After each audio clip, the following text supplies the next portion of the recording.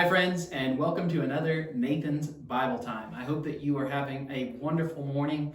I'm looking forward to us talking more about God's Word, about His work with the people of Israel. Today we're talking about the idea of keeping promises, of what we call perseverance. And perseverance, you might say, is faithfully following God. So perseverance is faithfully following God. Now remember that, because we're going to talk to Nathan about it a little bit. But our lesson for today is titled Preparing to Enter the Land. Now, if you remember, in our previous lesson, we talked about how Moses had to choose a new leader for the people of Israel. He wasn't going to be able to join them in the promised land because of the consequences of his sin.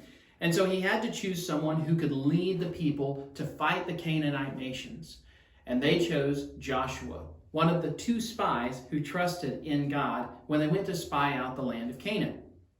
Now, as the people were drawing near to the Jordan River and they were getting ready to go into the promised land, the families of Reuben and Gad asked if they could have the land on the east side of the river. Now, they wanted this land because they had a lot of animals, and this land was really fertile. It was really green, had a lot of good stuff, and they wanted their animals to be able to feed on that side of the river. Now, the problem was that the other tribes were afraid that, well, if God gave them the land on the east side of the river, that when it came time for them to fight the Canaanite nations, that Reuben and Gad wouldn't come to their aid. They wouldn't come to their help. And so the tribes of Reuben and Gad promised the rest of the Israelite tribes that they would get their families settled into the land, and then they would go on across and help them battle the Canaanite nations. And so God gave them that land since they promised to do that. And as long as they were faithful to that promise, then they would be able to keep that land. It also was given a part to the tribe of Manasseh as well. So then God told the Israelites to cross over the Jordan River, which is kind of where they're entering into the land of Canaan. They're finally here. They've been waiting for so long. They're finally here. And he tells them to go and to conquer the Canaanites. And he would fight with and for the people. It wasn't just them that was fighting, but it was God on their side. And God promised to lead them into their battles and to protect them if they would simply trust in him and if they would obey him. But one big part of their obedience, if you remember, this is important, destroying the idols. They had to destroy the idols. They had to destroy the temples where the idols were worshipped. God did not want these idols influencing the people of Israel anymore. They'd already done so much destruction in the past, and he wanted to make sure they wouldn't be influenced in the future. So that was a big part of it. But remember, we're talking about keeping promises. And the tribes of Reuben and Gad and Manasseh kept their promise. They said, we'll go and help you defeat those Canaanites. And they did, and they were blessed for it. It's important to keep our promises and to persevere, to faithfully obey God. You know, I do think Nathan would be interested to talk to us about this. Let's go and find him.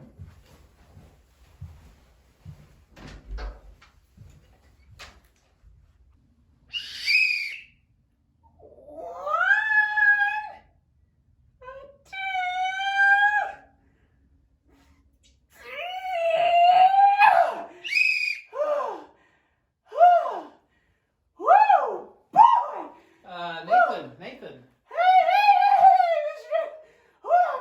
What are you doing? Woo! I'm out of breath, Mr. Jacob. I'm doing push-ups because, I gotta get shape. You know how perseverance or trials. Oh, you heard us talking about perseverance and endurance. Yeah. And you wanted to make sure you could persevere. Yeah, that's exactly right, Mr. Jacob. Woo, man, I'm out of breath. Well, I hate to tell you this, Nathan, but the perseverance we were talking about was spiritual, not physical.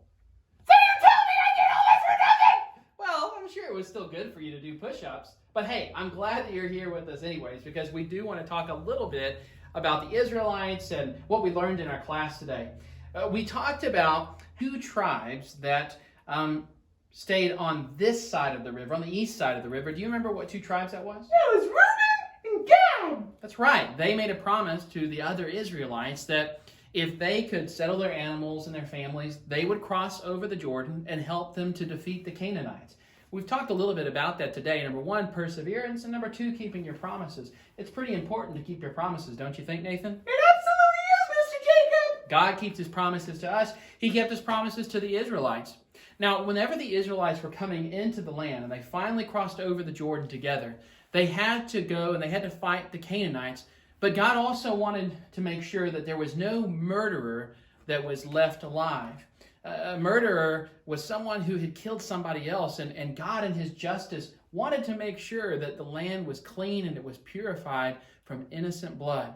And so the Israelites were means of justice, of God making sure that innocent people who had been hurt by the Canaanites, that justice was done for them. That's the kind of God that we serve. He's a God of mercy, but he's a God of justice as well. Now, for a long, long time, God has taken care of the Israelites. He's provided for them in the wilderness. And now, if they will just obey him and trust in him, he's going to take care of them in the promised land as well. Now, Nathan, do you ever remember a time in your life whenever maybe you kept a promise or promised somebody something, but you had some trouble keeping that promise? Yeah, I sure did, Mr. Jacob. I definitely remember something like that. Hey, Nathan, how you doing, bud? Hey, Jackson! Dude, I really miss seeing you. You know you're one of my best friends. Yeah, hey, I got a favor to ask of you. We're going on vacation, and I need somebody to watch my dog, Fluffy. Can you watch him for me?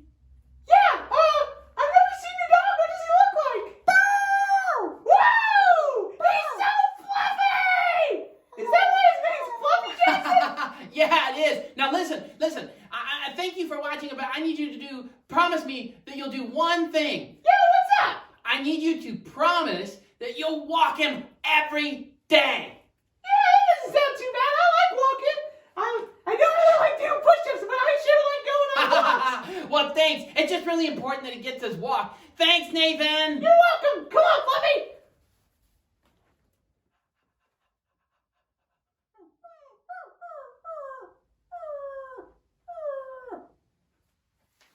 Nathan, I need you to take that dog out like you promised. Right now, take him out.